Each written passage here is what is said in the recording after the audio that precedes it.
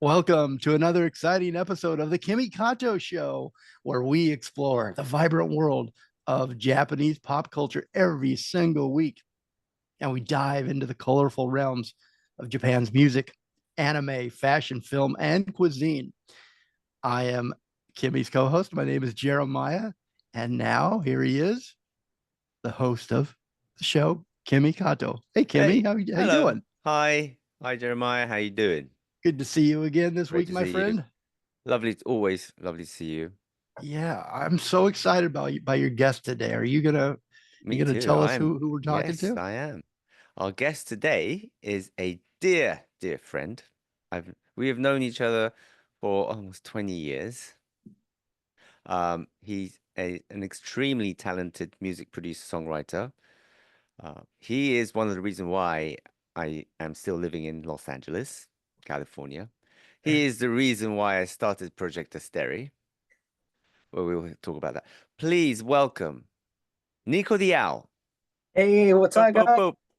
Welcome, Hello. Thanks welcome. Hey, for Nico. having me. Thanks for having me. This is awesome. Thank you. Thank you for coming onto the show. We are very honored to have you today. But before we go any further, please let me introduce Nico the Owl to our listeners. So you can sit back, Nico, while I explain who you are. So people who don't know you can get the gist of who you are. Sounds good. Okay. Nico the Owl is an award-winning music producer, songwriter, a graduate of Berklee College of Music with a degree in jazz composition and music production. Over his illustrious career, Nico the Owl has collaborated with prominent artists and contributed to several acclaimed projects. His work includes producing Daniel Powter's Bad Day, stripped down version, working with Twice, Misamo on the platinum record It's Not Easy for You, and producing Cher Lloyd's hit M.I.A, which reached top 5 in the UK charts. Nico the Owl also produced Lena's Boundaries, which was featured on the X-Men movie and also ranked top 5 in Germany. Beyond his work with distinguished artists, Nico the Owl has also contributed to soundtracks for major films such as Zoolander 2, Coming to America 2, and Baywatch, and many others. He has also had a long-standing collaboration with Ayaka Hirahara, a very famous, notable artist in Japan, producing over 10 of her albums and serving as her tour music director from 2010 to 2017. Drawing from an extensive background in jazz and modern production, Nico the Owl creates evocative compositions that resonates with listeners, capturing both emotion and complexity. His work continues to push the boundaries of music production, earning widespread recognition and a loyal following, especially in the creative circle of the music industry. So welcome again. Thank you. It's such an honor. I've known you for so long. When I read your bio, I go, yeah. Like yeah, you've done this, you've done that, and you've done many more. Um, you know, I because I've known you for so, I don't think I've ever asked you how Mhm. you got into the music business. Like I Yeah. know you grew up in the Republic of Cyprus. You're a Cypriot, an island Mhm. country in the Eastern Mediterranean Sea. Yep. Right? You're a kid that lives on a beautiful island. That's What it. what made you even decide to leave your hometown?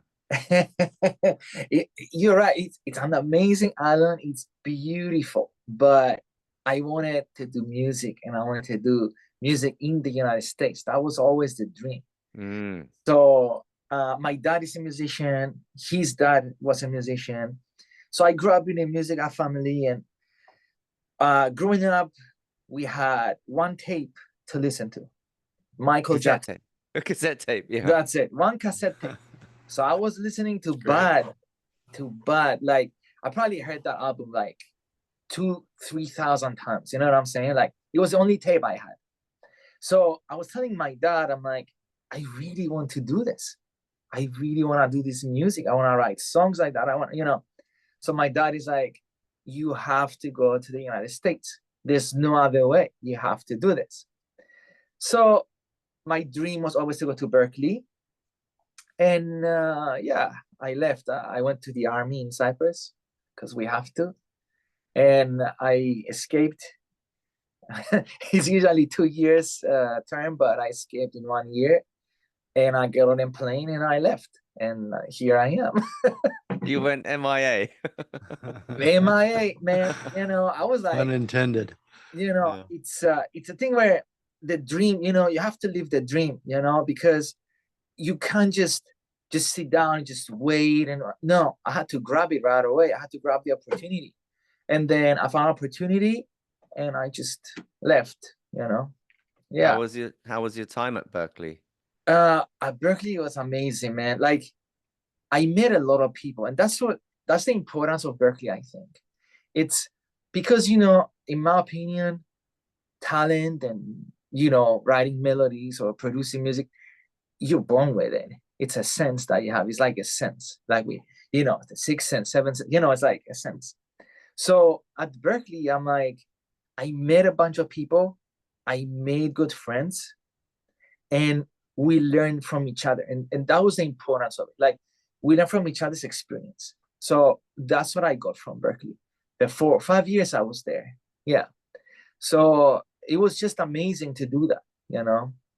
I remember my first recording, like, we didn't have any space to record or whatever at Berklee, like, and then we needed to do a jazz trio album with my friend Roman. So what we did, we sneaked in the school at night.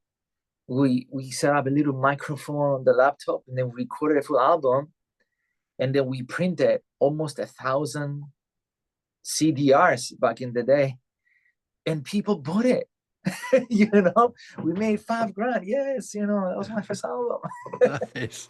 You know? Oh, yeah, wow, congrats. Because I was going to ask you, what was your first, like, professional achievement? That was your first That achievement, was I my guess. first, like, honestly, like, I you was so sold proud, and I still CD. am proud of that album. Like, we just did piano, drums, and bass, one microphone in a practice room at school. And then it was just crazy. It turned out so good. And that's what I'm saying, is like, the sense is like, we're all so thirsty and, you know, had this drive, and then we created, and then that was it, you know. Yeah. Do you feel thirsty still? Always, man, always. It never stops. I'm even more thirsty and have more drive now than ever before, you know. It's like, it's insane, you know. Yeah, the more I grow older, the more I, you know. Yeah. Jeremiah, you were going to ask about the name. Well, I was going to say in the very beginning there with the introduction and all the accomplishments of Nico the Owl, I didn't know how you were going to top the intro that Nico the Owl is the reason for you being in California with your own company. I didn't know how you're going to top that, but the accomplishments are amazing.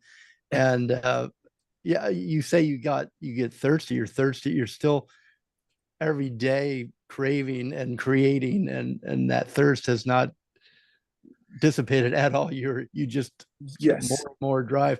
What do you think that comes from? I mean, is it that, hey, I just created something beautiful and I want more of that, or that thirst or that hunger? I mean, where is that?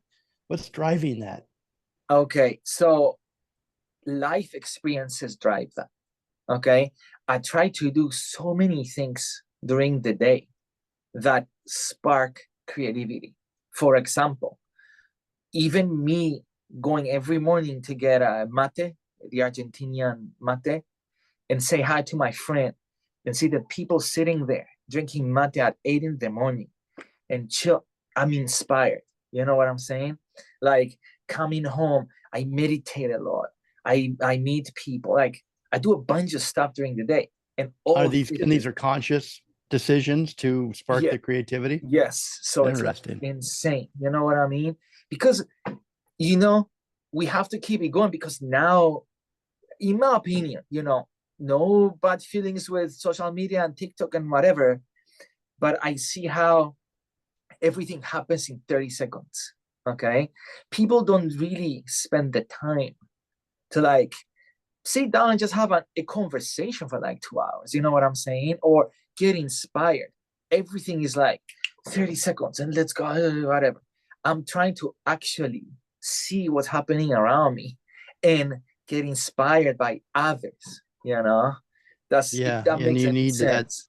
You know, you need those layers, you need that substance and that time with exactly. you and just us talking right now. I mean, if someone just looked for a 30-second soundbite, they would miss the point. The juice, exactly. That's what it is, you know. I'm pursuing conversations. I'm pursuing meeting people. I'm pursuing like even taking a walk, you know. Like I have a whole thing in the morning, like walking for an hour with my dogs, and whoa, the sky is inspiring, and go get my tea every day. You know what I'm saying? It's like it's a whole thing, you know. Yeah. That's a good process. I like that. Yeah. Okay, we're going to take a quick break. We are going to go out with Boundaries by Lena, which was a song that was used in X-Men and also went top 5 in Germany. How was it working with Lena? Oh, she's amazing, man. She's so chill in the studio. Like the creativity was flowing. And then we did the song, and then she left. She went back to Germany. I didn't hear from her for like a couple months. And then all of a sudden, I get a call. She's like, you know, X-Men, The Last Phoenix, you know, the song is the theme song for the movie, and I'm releasing it next week. I'm like, let's go. Done. That's it. Okay, on that note, here is Boundaries. Stay tuned. You're listening to The Kimi KATO Show.